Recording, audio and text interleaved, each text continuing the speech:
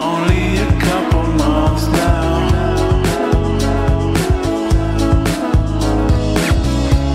I think I recognize her. And welcome to The Truth in This Art. I am your host, Rob Lee, and today I have the privilege of being in conversation with a celebrated multimedia papercut artist. Please welcome Annie Howe. Welcome to the podcast. Thank you. Thank you so much. It's nice to meet you. Nice to meet you as well. That's the thing that people don't get. People don't get, like, this is the first time I meet people. Most of the time, it's like, I've never seen you before.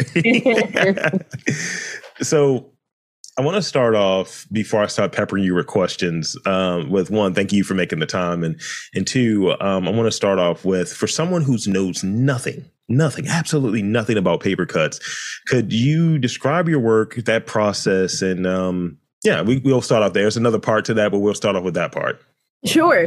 Yes. So the great thing about paper cutting is there is really no right and wrong way to do paper cutting. So the variety of techniques and tools that artists use traditionally and contemporary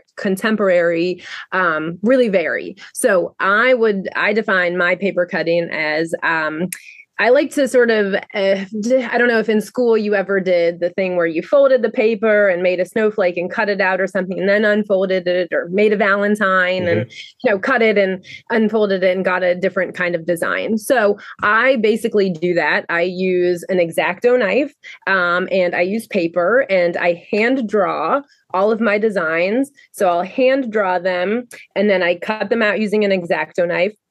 And essentially, it's a very elaborate paper cut illustration used for lots of different things. Yeah, that's great. So with something like that, I'm trying to wrap my mind around the intricate work. I mean, I have giant hands, so right there, I just see like, I'm just gonna screw this up. So. And I think when you have noise, and I like to work in a certain environment, like I would imagine. Like I'm in the city, and, at a certain point you might hear dirt bikes, you might hear car sirens, all of that stuff, right? And just, jackhammering because they're gentrifying this neighborhood. And I'm like, can I just not have any noise? And I need a certain environment because, you get lost in thought sometimes. And I would imagine with something as intricate as a paper cut, you need a certain working environment. So could you describe your ideal working environment? Sure. Yes. And so I think I can relate to that. I'm actually right now in the basement. So my studio is a shared space, and you might hear some of the sort of furniture of the cafe above us rolling back and forth, or people walking. So my ideal work environment, the great thing about paper cuts really for me is that unless I'm working on a really large piece that is huge and very large width-wise or lengthwise, I just need a cutting mat, X-Acto knife. My ideal work environment, once I have my desk set up and I can listen to music, or I do listen to podcasts, a lot of podcasts, that's really it. A window is nice so that I can feel that I'm sort of have something else. So at my desk, I actually look out onto the street level window. So sort of a Harford Road. I'm in Northeast Baltimore. Yeah. So it's sort of a Harford Road TV show going by. So I like a little outside, information going on. Because once I'm really into my work, then I'm sort of so focused that the distractions, they don't totally get in the way. Yeah. The way you were describing it a little bit, it reminded me of this period where I worked at a nonprofit. I actually worked in NAACP for a bit, and they didn't have space for me. They had like a closet. It was like an old closet, but I had a window in there. So in some ways it felt a little like isolation. Like, am I in solitary? But also I was able to get so much stuff done because there was no distractions. Nobody's walking around and was like, hey man, you want to get some coffee? Like, no, I want to do my work. But, I was able to do a lot in that environment. And I think that's an interesting question where, we take for granted how people get their work done and what, is just right there that it kind of makes it move to another level. So, for instance, if I'm coming up with questions and I try to pride myself on asking curious, like authentic, I try to ask good questions. And I find if I'm in the studio, I'm not coming up with good questions. I have to go to a different environment. Huh. Oh, that's so interesting. Yeah, I have a very hard time. So generally, I like to keep a sort of Monday through Friday, 9 to 5 schedule that can deviate a little bit. This is what I do full time. So, I tend to I have been lucky and have had a studio outside of my home for the last probably 10 plus years. So I like to, I don't know if this is for you, but I like to sort of go in, I'm at my space. Once I go through that door at the studio, I know I'm sort of in work mode, thinking mode. And then when I leave, I like to be able to just leave. And I may think about things while I'm doing other things, but I'm very, habit based on sort of coming in and getting my work done there. But I can work remotely, which is really nice as well. Yeah. So let's go back a little bit. When did you first become interested in paper cutting, and ultimately what inspired that work? Because I read some things in there I'm going to talk about a little bit later, but I wanted to at least throw that one up for you. Sure. And some of them maybe. So I am originally from Rhode Island, and I came to Baltimore to go to the Maryland Institute College of Art to study what I thought I was going to study, painting. And then I realized when I got here that there was people that I was not a good painter or a good drawer. So I've never considered myself a drawer or an illustrator. I went into the fibers department. And so I loved listening to a couple of interviews with sort of fiber-based artists that you've done. But so I got into sort of making large scale puppets and performances and costumes. And as things happen when you get out of school, you sort of find your way doing different jobs and things. And one of them landed me working on a project called the Great Halloween Lantern Parade that is run by the Creative Alliance in Patterson Park. And as part of that, the artist who sort of devised and designed that event, Molly Ross, she started doing a shadow puppet show at the end of the parade using overhead projectors, which are very old technology now.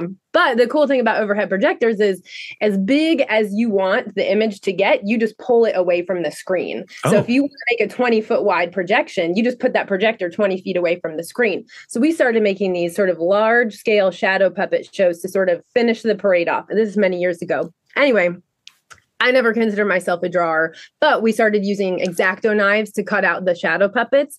And the wonderful thing about paper cutting is that the material's pretty easy to come by. So I just, one Christmas, I had paper, and actually it was envelopes and an X-Acto knife. And I did some very basic, oh, you got your X-Acto knife. Yeah, yours is fancier than what I use. I use like the super just basic metal one, but that's the cool thing. Everybody can use whatever they want. So I just started really as gifts for people, making them as gifts for people, because it was something I had sort of been toying around with the shadow puppets, and realized that it was really fun. And so that's really how I got started. Nice. That's it's one thing that I've been kind of delving into, because I keep circling through Austin Kleon stuff. And as you remember, it was this quote, and I think it applies to all types of creatives, but not purely like writers. It was like, for writers, and I think it, like I said, is broader, that write about what you know. And usually that's not good. It's like, write about what you like, write about what you enjoy, or even to make it broader, pursue things that you enjoy. And as you said, this was fun. And I think doing something that's fun, it keeps you like curious and interested and so on. And ultimately you have you have work that's coming out of it. So I think that's a very interesting story you shared. Yeah. And a lot of times I will fold my paper and start by drawing and cutting what I can that's symmetrical. And then I unfold it and do the non-symmetrical things. But for me, the folding it is like the exploration and the curiosity, because you don't always know what that pattern or what that design is going to look like when you're only looking at it from one side. So I think sort of those were early things that attracted me to the art form. Just the surprise and the sort of discovery. Sometimes they work, sometimes they don't, but it's the exploration. In terms of exploring, now this is off the cuff, but I'm thinking about it because I'd be remiss if I didn't ask. Have you ever considered pursuing like paper cuts with origami?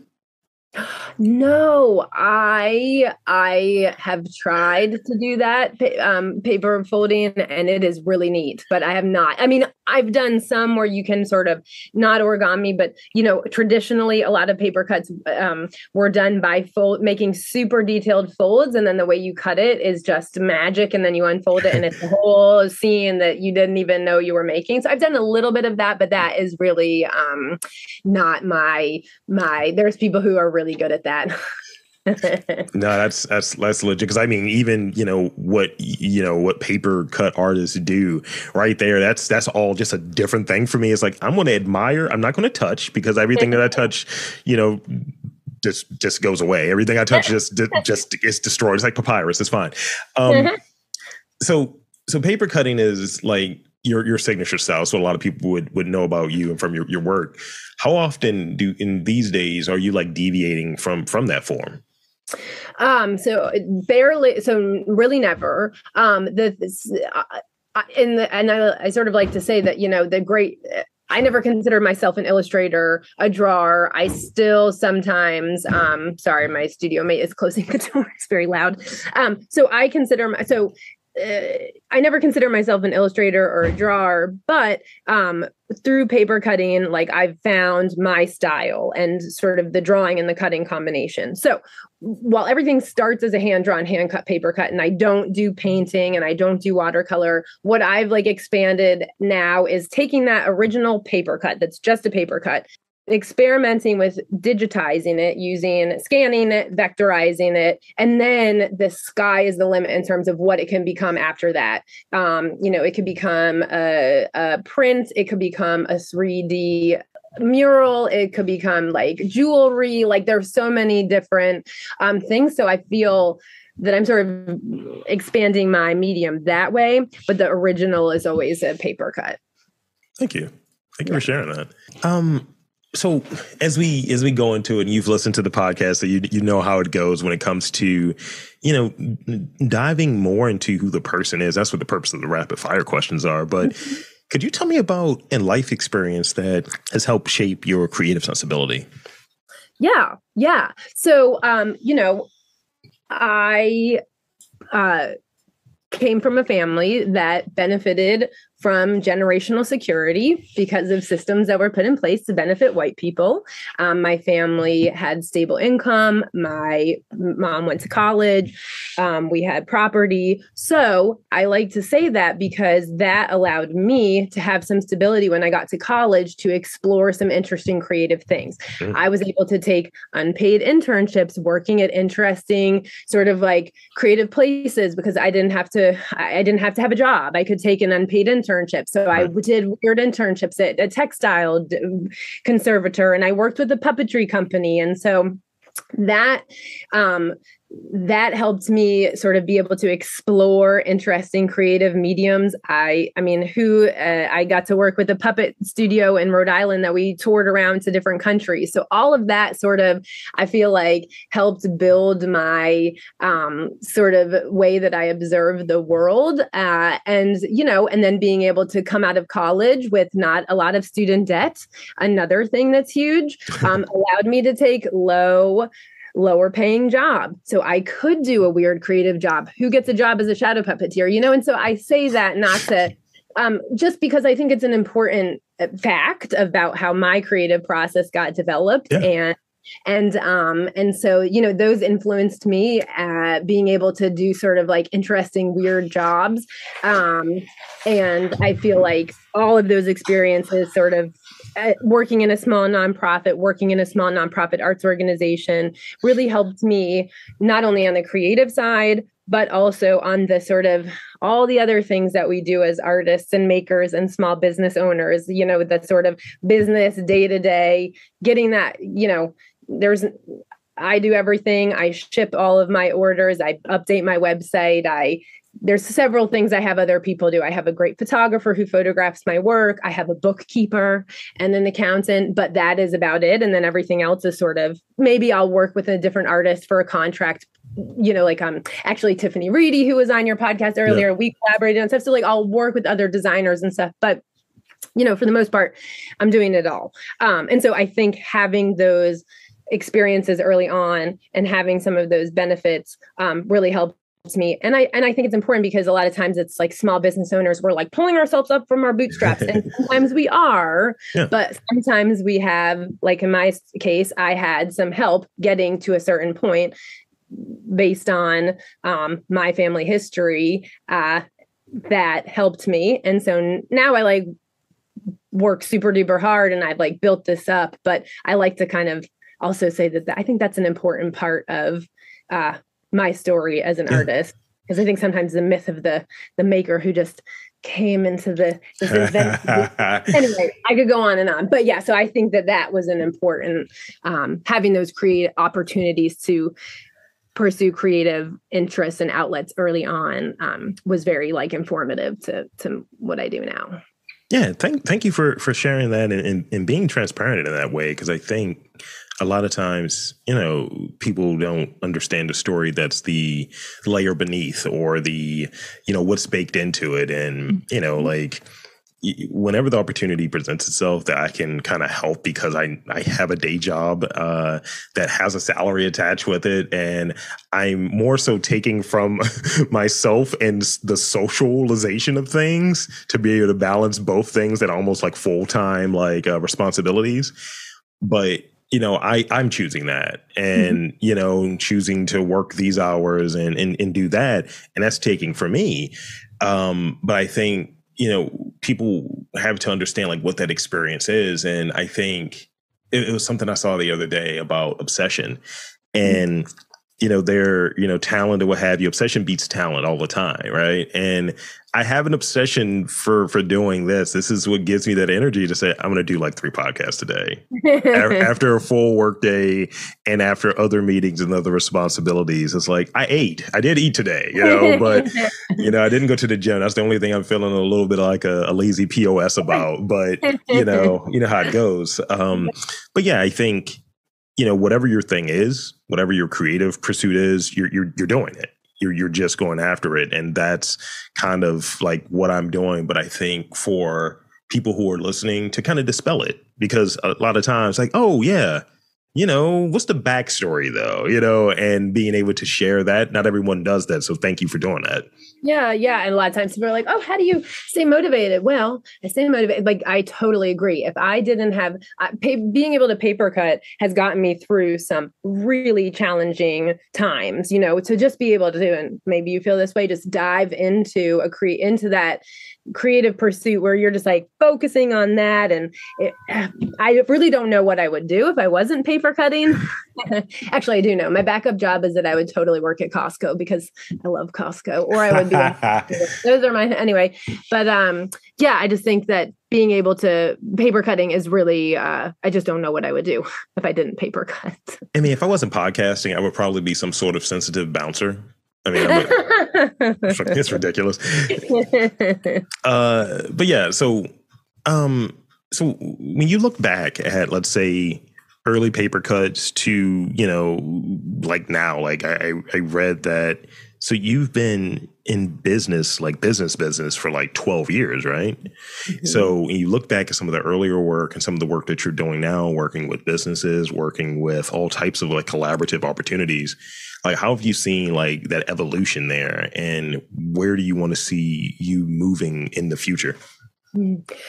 Yeah, I mean, I think I get the most excited because I came from a background of working on projects that were collaborative, whether that was like a parade or a community event or a performance or something. I love collaborating within using the paper cut. So the most exciting things to me are when I'm doing a paper cut. And then, it started when I first started, I was just doing paper cuts. People said, oh, you could put these up in our restaurant or, whatever. Trove, which was an amazing shop in town that closed, sadly, that supported so many local businesses and artists.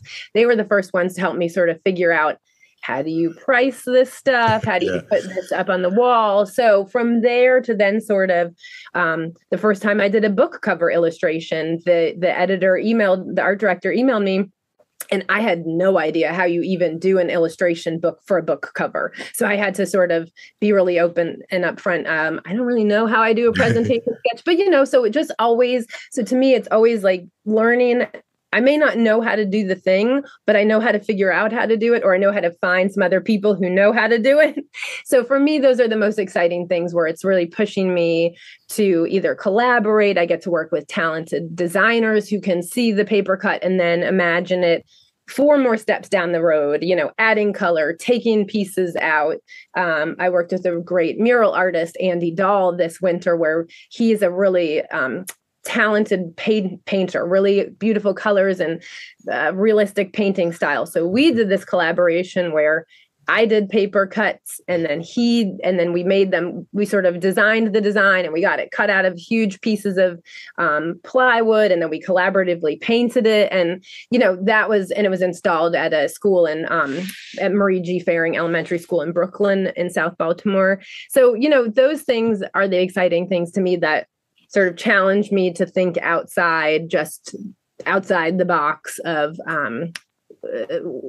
sitting at my desk paper cutting. But then sometimes I just love to do that too. So I think that's evolved, and I think I've gotten more confident in why clients are coming to me, or why people are coming to me for work, and that what I have is very valid. My expertise is important. I think when I first started doing a lot of client work, I would listen to what the client really wanted and deliver perfectly exactly what they were asking for. But sometimes maybe that wasn't actually the best solution or the best idea. So now it's more listening to what the clients or the project is and figuring out how I can take what I've done and sort of make the best solution. Sometimes that's exactly what they want. Sometimes it's a combination of those things. So, and where do you want to kind of go in the next, let's say 5 years? You're like 17 or what have you.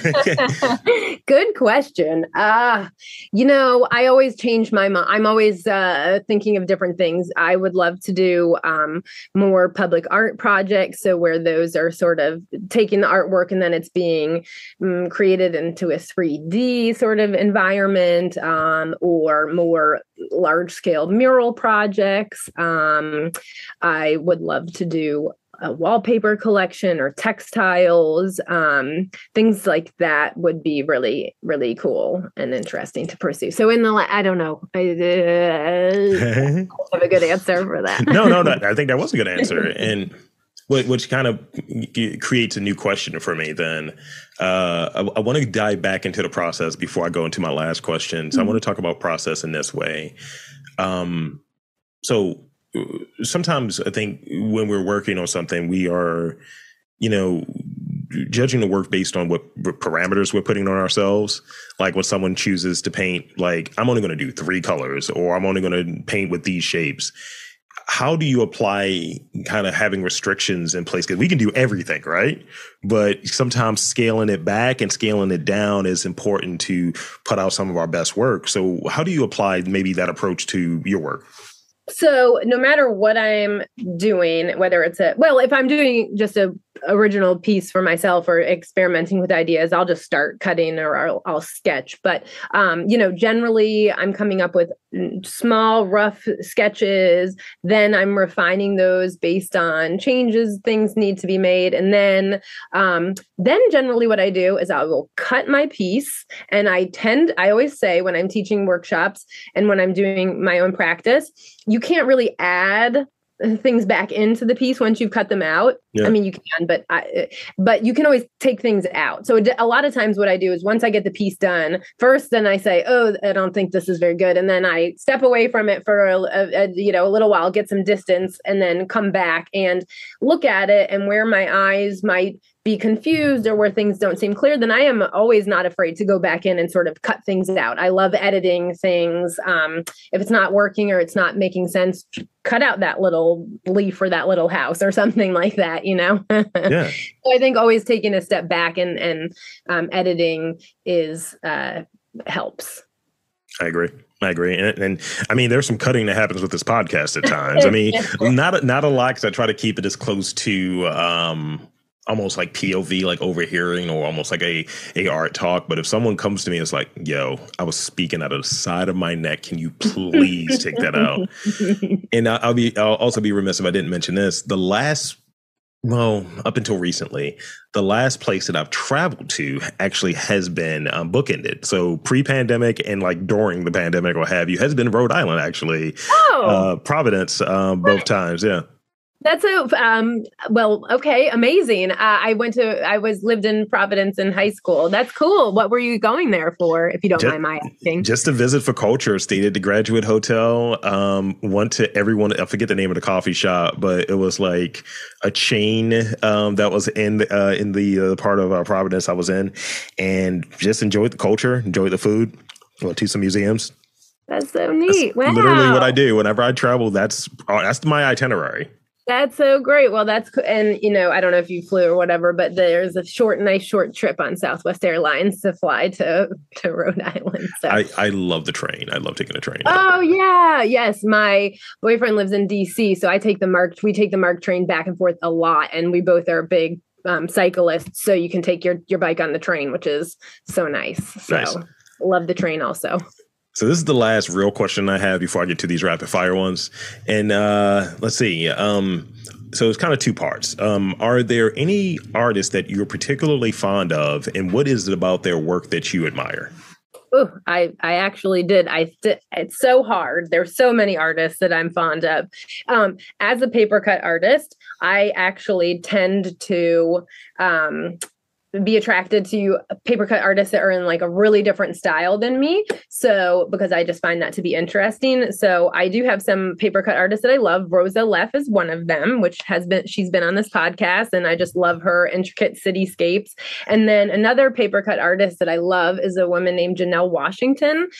She is in Richmond, Virginia, and her business is Washington Cuts. And she is just her papercut illustrations are really amazing. She has a book that she just illustrated coming out soon, or it might be, I think it's sort of in their publicity, they're touring it now. So anyway, love their stuff.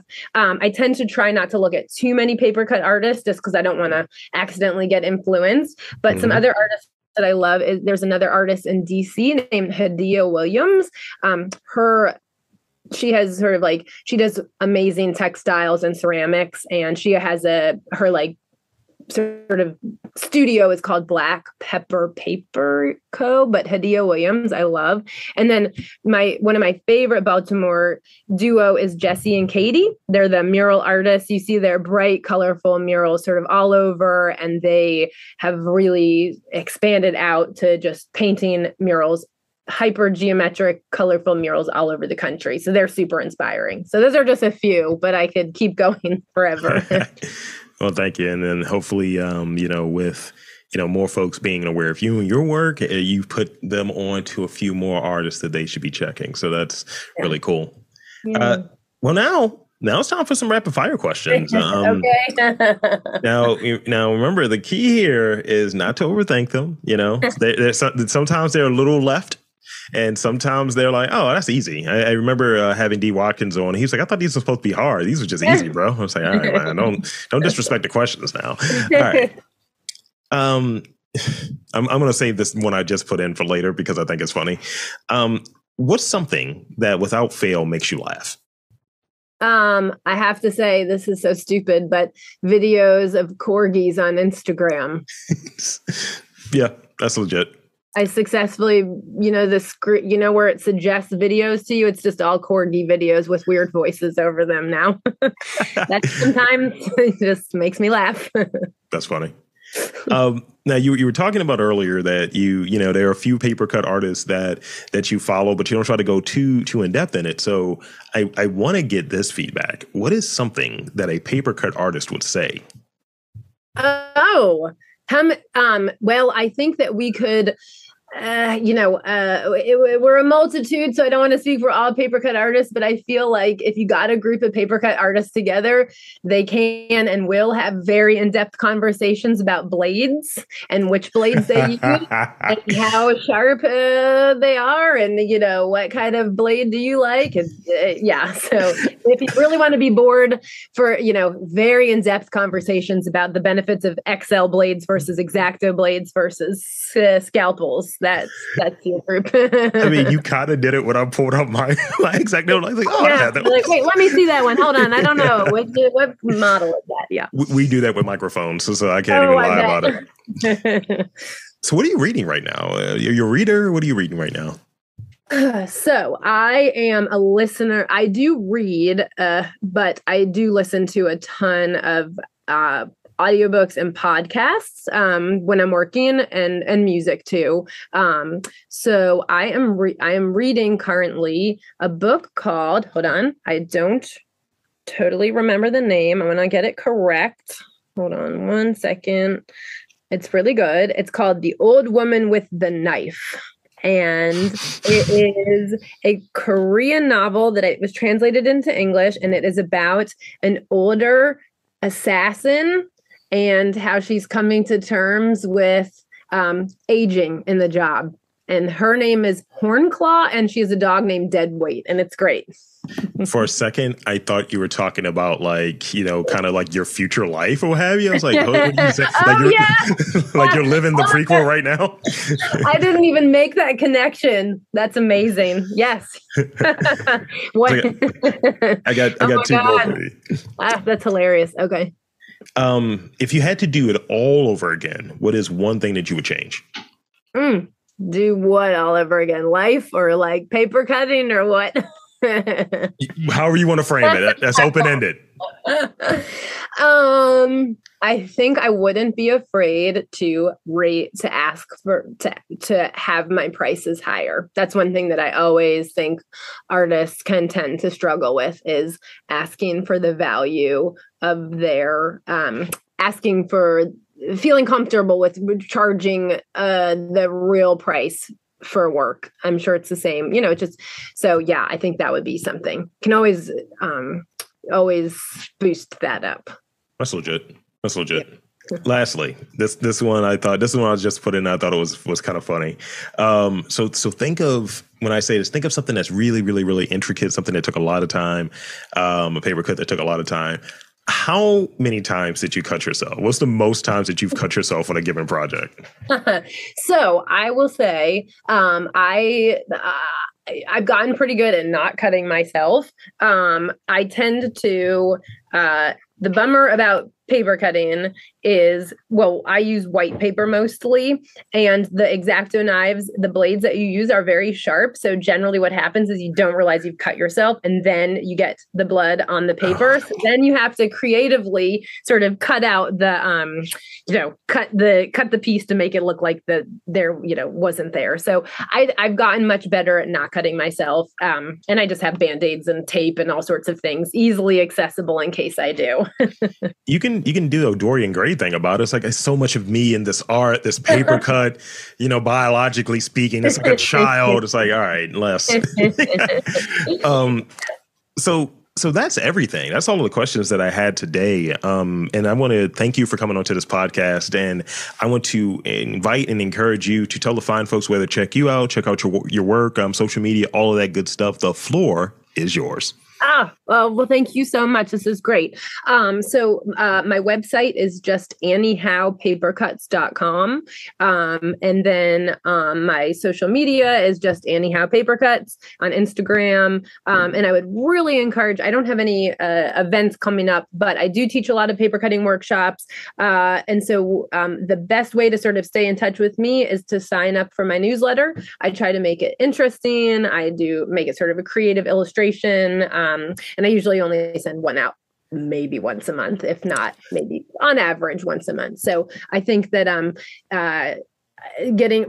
subscribing to and reading small businesses and artists newsletters is a really important way to help support. So if people are interested in that, I would love to get some subscribers that way, because that's a fun way to keep in touch. Absolutely.